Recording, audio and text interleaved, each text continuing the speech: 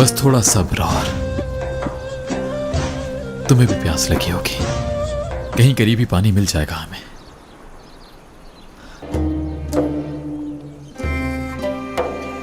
बड़े साहब,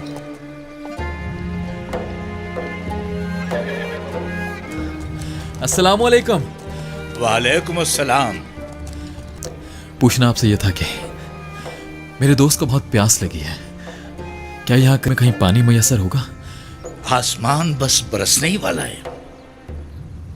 क्यों मजाक कर रहे हैं बड़े साहब मुझसे? आपसे एक सवाल किया था, बस इतना ही तो पूछा था कि पानी कहां से मिलेगा, लेकिन जवाब की जहमत नहीं की आपने। मौसम तो देखें जरा, कहीं दूर दूर तक बारिश के आसार नहीं। रहमत की बरसात बस होने ही वाली है।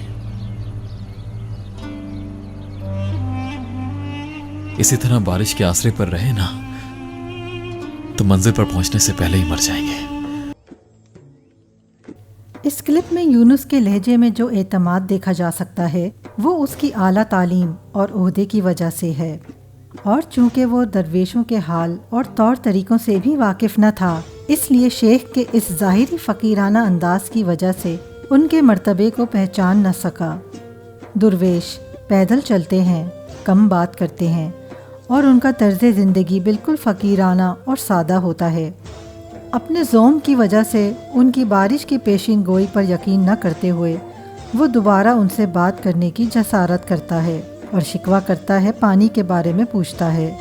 और यूनुस के इस रवैये के बावजूद शेख उससे शफ़क़त से पेश आते हैं और कई बार उसे फ़र्जंद और बेटा कहकर मुखातिब करते हैं। उस वक्त खुश मौसम की अलामात के बावजूद शेख ताबदुक बारिश की पेशिन गोई करते हैं। इस बात का इल्म होना ही एक करामत का इजहार था, जो किसी भी असली दुर्वेश से किसी ज़रूरत के वक्त ज़ाहिर होता है। इसका राज हमें अगली क्लिप से मालूम हो जाएगा। इस क्लिप के आखिर में बारिश वाक़ हो जाती है। देखिए ये दिलचस्प करामत और इसके यूनुस पर असरात नेक्स्ट क्लिप में।